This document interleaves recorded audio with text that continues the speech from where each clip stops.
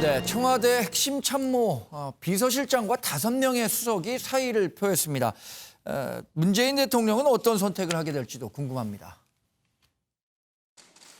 노영민 대통령 비서실장과 비서실 소속 수석 비서관 5명 전원이 오늘 오전 문재인 대통령에게 일괄로 사의를 표명했습니다. 이상입니다. 네, 강민석 청와대 대변인의 얘기를 들어봤는데요. 노영민 비서실장 그리고 5명의 비서실 소속 수석 전원이 사의를 표명했다는 소식을 전했습니다. 대통령 청와대에는 이제 비서실과 다른 뭐 외교안보 수석실 이런 수석실이 있는데 이번에 비서실 전원이 이렇게 사의를 표한 경우 굉장히 이례적이잖아요. 사실 전 의원님 네. 청와대에서 근무를 했었지만 이런 경우가 박근혜 청와대 때는 있었습니까? 과거 MB 청와대에 있었나요? 저도 기억을 다 못해서 최근에 보도를 보니까 네. 박근혜 청와대 때 탄핵이 되고 난 다음에 한강욱 실장하고 전원이 이제 냈다. 그런데 탄핵 정국에서 있었군요. 그거는 아주 특이한 이제 정말 뭐 특이한 경우죠. 그거는 뭐 당연히 내야 하는 특이한 경우인데 그러지 않고는 사실은 이제 이런 기억을 잘 하기 어려울 정도로 네. 특이한 이제 경우다 이렇게 생각을 할 수가 있습니다. 이게 이제 통상 비서실장이나 수석들이 사의를 표하는 경우에는 지금 탄핵 정국 같은 경우에는 어떻게 보면 대통령이 탄핵을 당했기 때문에 네.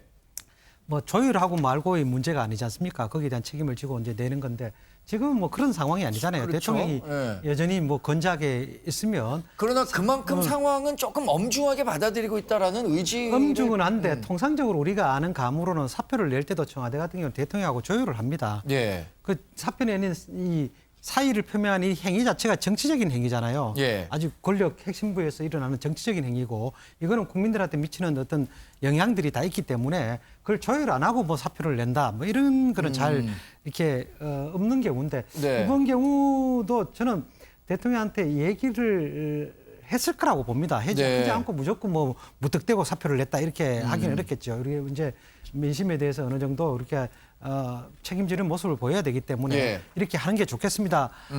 하고 이야기를 하고 이제 한 건데 예. 과연 이게 그러면 정말 그만두세요. 내지 어떻게 뭐 이런 걸 지금 아직 사표 수리 여부가 아직 그렇죠. 안 나왔지 않습니까? 예, 예. 그런 거에 대한 정교한 어떤 토론이라든가 뭐 이런 거는 없는 상태에서 네. 우선에 이제 이 민심에 대한 책임을 져야 되니까 사표를 내는 거는 네. 불가피하다.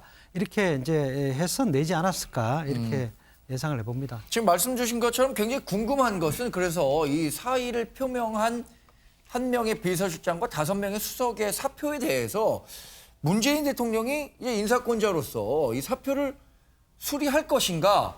그런데 또 한꺼번에 다 바꾸기에는 또 국정의 어떤 연속성상을 생각했을 때 그건 좀 어려울 수도 있을 것 같다라는 생각도 들고요. 그러나 이렇게 사의를 냈다는 것을 공개했다는 것 자체는 사표 수리를 기정사실화하고 공개한 거 아닌가라는 생각도 들고 그래서 굉장히 좀 복잡한 생각이에요. 예, 뭐 대강 제가 볼 때는 내부적으로 일정하게는 서로 교감이 되고 조율이 됐다는 생각을 하게 되는 거고요. 예. 다 아시겠지만 이제 국민의 신뢰가 붕괴되게 되면 정책적 수단을 사용할 수가 없는 상황입니다. 네. 이제 그런 상황에서 아마 지금 청와대 내부에서는 지금이 국민의 신뢰를 갖다가 회복할 수 있는 좀 적기로 본 것 같아요. 네. 그런 측면에서 사의를 통해서 책임을 진다라고 하는 것을 통해 새로운 반전의 계기를 만들려고 하는 것 같은데요. 예. 말씀하신 것처럼 비서실장을 비롯해서 6명 모두를 바꾼다는 건 쉽지 않기 때문에 예. 이 부분에 대한 총괄적인 책임은 진다. 하지만 선차적으로 상황에 맞게 아마 새로운 인물들을 교체할 거라는 판단이 드는 거고요. 예. 이제 문제는 이제 아까 말씀드린 국민적 신뢰가 이제 붕괴했다는 게 가장 중요한 건데 다 아시겠지만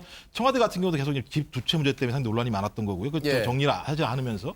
거기다 또 정부도 마찬가지지만 뭐 22번이니 4번이니 정책 발표나 부동산 문제, 그다음에 다 제대로 작동하고 있다라는 얘기들, 그다음에 또 최근에는 민주당이 소위 입법 독주라고 하는 예. 이미지를 가지게 되면서 또 이 상황에서 청와대가 국민에 대해서 책임지는 자세를 보여서 반전의 계기를 만들지 않게 된다면 예. 앞으로 이제 9월부터 정기국회가 시작되고 국정감사가 시작되지 않습니까? 예. 반전의 계기를 만들기 어렵다고 판단을 했던 것 같아요. 그래서 대통령 입장에서는 어떤 결정을 내릴지는 모르겠지만 저는 여하간 상관없이 국내 신뢰를 잃어가고 있다라고 하는 판단 속에서 청와대 참모들이 거기에 대한 정치적 책임을 지려고 하는 모습들은 예. 좀 중요하다는 생각이 들고 이 상황에도 아무것도 하지 않는다고 했을 때 소위 국민들이 청와대가 이 문제에 대해서 어떻게 보고 있는지에 대해서 잘못된 예를 들면 판단을 하고 있다고 생각할 수 있지 않겠습니까? 네, 네. 그랬을 때는 지지율이 더 하락할 수도 있기 때문에 저는 지금 기회에 좀 마지막 앞으로 남아있는 한 2년 정도의 기간 동안 네. 제대로 된 청와대의 쇄신된 모습들을 보여주는 것들의 하나 저한테 포인트라고 생각이 드는 거고요. 네. 그 결정을 대통령이 어떻게 하실지는 모르겠습니다만 저는 좀 이제는 좀 나름대로 과거와 같은 방식의 회전문 인사가 아니라 네. 좀 파격적이고 국민이 이해할 만한 새로운 인물들의 등용을 통해서 좀 새로운 혁신의 동력, 그다음에 지금 되게 중요한 정책들의 동력들을 확보할 수 네. 있는 계기로 활용이 됐으면 좋겠습니다. 여론이 악화됐다는 것은 문재인 대통령의 국정수행평가에 대한 지지율 추이에서도 쉽게 확인이 가능할 것 같습니다. 4.15 총선을 더불어민주당이 압승하고 당시에 이 코로나19에 우리 정부가 굉장히 잘 대응하고 있다는 평가에 따라서 문재인 대통령의 국정 지지도가 70% 가까이 갔었는데 지금은 44%까지 떨어졌단 말이에요. 그러니까 불과 3개월밖에 안 되는 사이에 25%포인트 이상 떨어진 셈인데 예, 그런 그 민심의 이반을 청와대가 굉장히 엄중하게 받아들이고 있다. 근데 그 가운데는 분명히 이 다주택 청와대 그 관료들의 문제가 있었다고 판단했던 것 같아요. 이게 비서실 5명 가운데 여러 사람이 이 다주택 문제가 걸려 있는 거죠? 예. 일단 지금 말씀하신 대로 정확히 지금 다주택자들이 다 여기 지금 포함돼 있었습니다. 예. 그러니까 논란이 된 분들이 다 포함돼 있는데 정치권의 속설 중에 이런 말이 있습니다. 그러니까 정권은 꼭 지지율만큼 일을 한다. 그러니까 이 지지율이라는 게 결국 정권의 어떤 의제 동력을 가져다 주는 거기 때문에 네. 지지율이 떨어지면 아무리 좋은 의제와 이슈도 그렇게 선점해 나갈 수 없는 거죠. 그러니까 예. 대통령이 지금 정국에 대한 부담을 상당히 느끼신다는 건 분명한 사실인 것 같고요. 그러니까 중요한 건 그거잖아요. 지금 자 그럼 책임을 물었다는 거죠. 그러니까 저는 어쨌든 이 노영민 실장이 지난해 11월부터 집하려고 다주택자 정리하라고 그렇죠. 그랬어요. 네네. 그런데 결국 이제 8월이 되도록 지금 진척 사항이 거의 없지 않습니까? 그러다 보니까 청와대로서는 지금 이중적인 굉장히 프레임에 갇혀버린 거죠. 그러니까 오히려 논란은 청와대 자천 이런 부분이 돼버려가지고 네. 비서실장이 영이 쓰지 않는 청와대가 또 그게 어찌 청와대겠습니까? 이제 네. 그러다 보니까 그런 것들이 있는데 저는 근데 이번 핵심은 두 가지로 좀 보는 게요. 그러니까 최근에 난맥상, 그러니까 예. 지지율 떨어지는 거를 저는 어떤 그 정책의 실패가 아니라 정무적 상황 관리 실패라고 판단한 거예요. 그러니까 정책 라인은 그대로 놔두고 청와대 고위 참모들만 가는 것은 전 정무적 판단에 대한 실패라는 것을 지금 보는 거고 두 번째는 시기가 지금 네. 바로 8월 29일 날 하순에 전당대회가 있잖아요. 예. 민주당 지도부가 바뀌잖아요. 그러니까 저는 중순에 청와대를 교체하고 하순에 당을 교체하면서 9월 달에는 새로운 동력을 가지고 정기국회를 통해서 이끌어내겠다는 대통령의 의중이 담겨서 아마 네. 그런 시기적 조율을 거친 아마 이번 그 사표 그 수리가 아닌가 사표 제출이 아닌가 싶고요. 그런 점에서 대통령께서 아마 다음 주 정도에 결단을 내리신다면 네. 그 다다음 주 이어지면서 어떤 그런 반전의 계기를 마련하라는 지금 그 이외에는 마땅히 쓸 카드가 없기 때문에 네. 그런 쪽으로 어떤 그 이 지금 지지율 좀 회복을 좀 꾀할 가능성이 높다고 보고 9월부터는 그런 쪽에서 아마 좀 다른 정국 운영의 메시지를 내지 않을까라는 네. 그런 생각입니다. 지금 노영민 비서실장도 다주택 문제 때문에 굉장히 민심이 악화되는데 영향을 미쳤다라는 평가를 받고 있어서 과거에도 한번 그 사의를 표한 적이 있었던 것 같고요. 그러니까 이번에 두 번째 사의인 것 같고 무엇보다 김조원 민정수석이 강남에 두 채의 아파트를 갖고 있는데 이 김조원 민정수석의 그 부동산 행보 때문에 정말 많은 그 정책 신뢰에 대한 훼손이 있었던 것 아니냐라는 평가가 나올 수밖에 없을 것 같아요. 김조원 수석에 대한 평가 어떻습니까? 일단은 정권 초를 한번 기억을 해보시면 정권 초부터 사실은 장관과 청와대 정책 담당자들의 그 아파트 매각 요청이 많았습니다. 생각해 보시면 그때 김상곤 교육부총리 같은 경우에 예, 대치동 아파트 팔으라고 해서 그때 그렇죠. 예 그때 신속하게 팔았죠. 예. 매각을 지금 비교해 보면 굉장히 신속하게 매각을 한 편 아니겠습니까? 그래서 11억 원 정도의 손해를 봤다 사실상 이런 보도도 있었던데요. 예. 네, 그런데 정작 이제 청와대에서는 아직까지도 금년 1월에 얘기한 것까지도 아직까지도 실천이 안 되고 있었다. 네. 이제 이런 평가들이 나오고 있고 그나마 또 이제 집값을 높게 내놨다는 얘기 때문에 예. 일단 뭐 그 진실이 뭐든 간에 시중에서는 봐라 안 판다 저분들도 이런 얘기가 나오면서 사실 지금 지금까지 부동산 대책들을 보면 가격 안정책도 있었지만 가격 부양책도 거기 못지않게 많았습니다. 예를 들어서 뭐 그 현대 GBC 개발이라던가 뭐 GTX역이나 그쪽 그 코엑스 광장을 조성한다던가 굉장히 강남 쪽에 그 호재들이 많았거든요. 이른바 그걸 다 부양책으로 저희가 본다면 그런 부양책들이 굉장히 많은 상황에서 잠실과 강남 아파트를 유지하겠다라는 예. 의지로 좀 의지로 보이는 점이 많으니까 사실은 가장 큰 건 그겁니다. 지금 국민들은 집값 하락을 용인하고 감수할 수 있느냐, 예. 용인할 수 있느냐, 거기에 대해서 그렇지 않을 거다라는 그 국민의 기대, 시장의 기대가 너무 확고하거든요. 네. 집값은 절대 안 떨어질 거라는 거죠. 그래서 집값 하락을 용인할 거라는 정부의 의지가 있느냐 없느냐가 지금 이번 사표와 관련해서 정부가 어떤 그냥 보여주기식으로 끝나는 거냐 아니면 진짜 그럴 의지가 있느냐 그런 시금석으로 지금 사람들이 인식하고 있고요. 또 정책 실효성에 대한 청와대 내부 인식 요거에 대해서 어떤 그 중대한 국민적 평가를 할 수 있는 그런 계기가 아닌가 그렇게 여겨지고 있습니다. 여하튼 그 김조원 민정수석이 자신의 집을 시가는 뭐 한 20억 정도, 최고가가 20억 정도라고 하는데 그걸 22억 원에 내다 매물로 등록했다. 이런 보도가 있은 후에 세간의 비판이 굉장히 높았어요. 야, 그거 정말 팔려고 내놓은 물건이 맞느냐 이런 지적이 있었는데 여기에 내놓은 그 남자들은 부동산에 대해서 잘 몰라갖고 가격 잘 몰라서 내놓은 가격이다 이렇게 얘기했다는 것도 사실 많은 사람들로부터 비판을 받았잖아요. 그 이번에 지금 말씀하신 대로 해명 과정이 더 이제 논란을 더 키웠습니다. 그렇죠. 예. 이 윤희석 의원하고 이제 비교가 돼서 많이 회자가 됐는데 윤희석 의원도 뭐 나는 임차인입니다 하는 국회 연설을 하기 전에 예. 세종시에 있는 집을 이제 팔았다고 하죠. 네. 그런데 그거는 이제 시세보다 뭐 이렇게 낮게 해서 바로 팔렸다는 거죠. 그런데 그런 걸 누구보다도 잘 알고 있는 청와대에서 시세보다 높게 내놓고 결국 나중에 난 모른다. 그 옛날에 김의겸 대변인도 약간 비슷하게 예. 이야기했잖아요. 뭐 우리 집에서 했지 내가 잘 모른다. 이게 전형적으로 공직자들이 고위공직자들이 책임을 회피할 때 하는 발언인데 예. 그런 반응을 내오니까 더 국민들이 더 실망을 하는 거죠. 그렇죠. 이 이제 집 파는 문제는 사실은 어떻게 보면 노영민 실장이 시작을 한 겁니다. 작년에 네. 누가 뭐 그렇게 청와대 관계자가 집 팔으라고 요구한 사람이 없어요. 예. 본인들이 이제 우리 팔겠다고 이렇게 약속을 한 거죠. 일종의 도덕적 약속을 한 겁니다. 근데 도덕적 약속을 했는데 그 약속을 못 지키는 거죠. 네. 그 상황이 정말 웃기게 돼버린 거죠.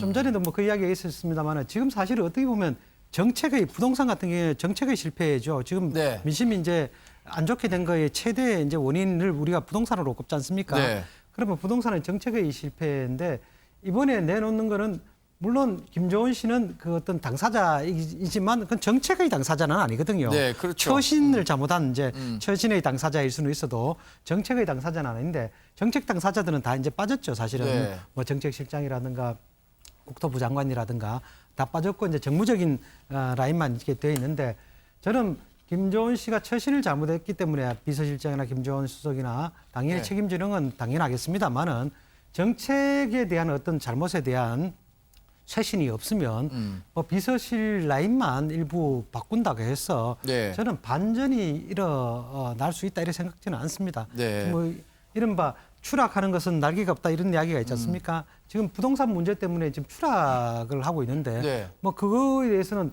어쨌든 그 자체에 대해서 진정성을 갖고 대처를 해야지 이런 네. 식으로 뭐 정무적으로 이렇게 한다고 해서 어떤 뭐 대처가 된다 이렇게 보기는 어렵습니다. 네.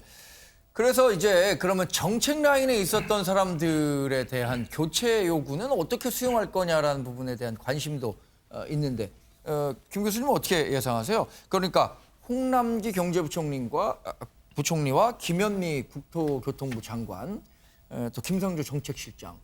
예, 뭐 제가 볼 때는 대통령 인사 스타일상 지금 정책을 추진하고 있고요. 뭐 말씀하신 것처럼 또 부동산 3법이 통과됐고 그다음에 인재사 3법이 통과되는 상황이기 때문에 이 정책 상당히 중요한 거 아니겠습니까? 예. 그러니까 부동산과 관련해서 소위 그 초과 이윤을 어떻게 예를 들면 환수해낼 수 있을 것인가의 문제 하나하고 계속적으로 고통받아왔던 임차인들을 어떻게 보장할 것인가 이 두 문제가 걸려 있는 중대한 법이 국회를 통과했기 때문에 그 내용들을 가지고 제대로 추진하는 문제가 분명히 있어서 저는 그 부분까지는 지금에 있는 경제 라인들 그다음에 정책 라인들이 책임을 져야 된다라고 판단하는 것 같아요.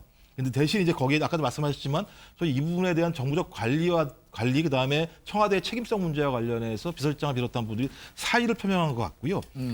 그래서 이제 제가 볼 때 어느 분이 올 거냐, 저는 예. 인사 되게 중요합니다. 예. 청와대 비서실장이든 아니면 수석이든 어느 분이 오냐에 따라서 그분에 대한 세간의 평가들이 상당히 중요하게 작용이 될 것이고, 그렇죠. 지금 말씀하신 것처럼 신뢰의 위기라고 하는 측면들을 대체할 만한 인물이 만약에 청와대에 입성을 하게 된다면 국민들이 좀 지켜보지 않겠습니까?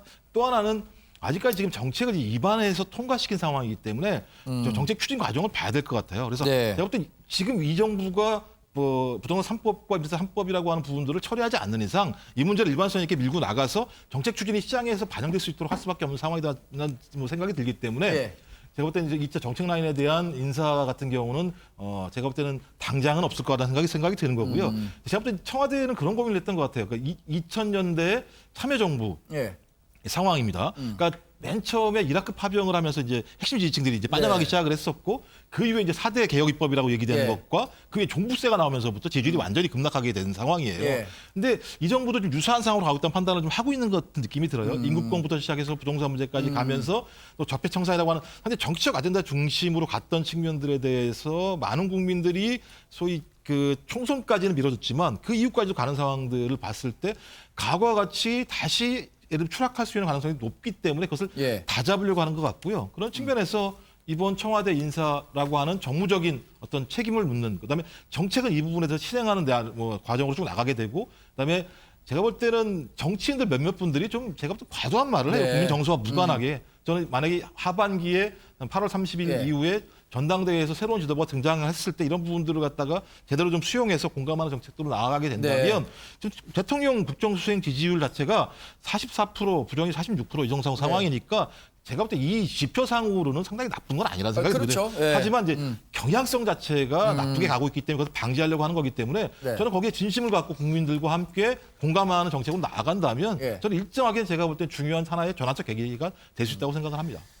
마지막으로 좀 궁금해하는 것들이 이제 그 국민들 중에 야 그러면 집 팔기로 했었던 그 수석들 이렇게 사표가 수리되면 집 안 파는 거 아니야? 이런 생각들 하고 있단 말이에요. 이거 나중에 검증할 수 있는 방법이 있습니까? 진짜 팔았는지? 그건 언론이 검증해야죠. 언론이 네. 검증하고 그다음에 제가 보기에 이게 굉장히 부담이 될 거예요. 그래서 예. 따라다니는 꼬리표가 될 가능성이 높기 때문에 이 그렇죠. 부분에 대해서는 제가 보기에 청와대를 떠나더라도 저 공직자로서의 그 의식을 똑바로 갖고 예. 처리하는 게 좀 맞다 보기 때문에 저는 아마 이 부분에 대해서는 아마 지금 민주당도 예.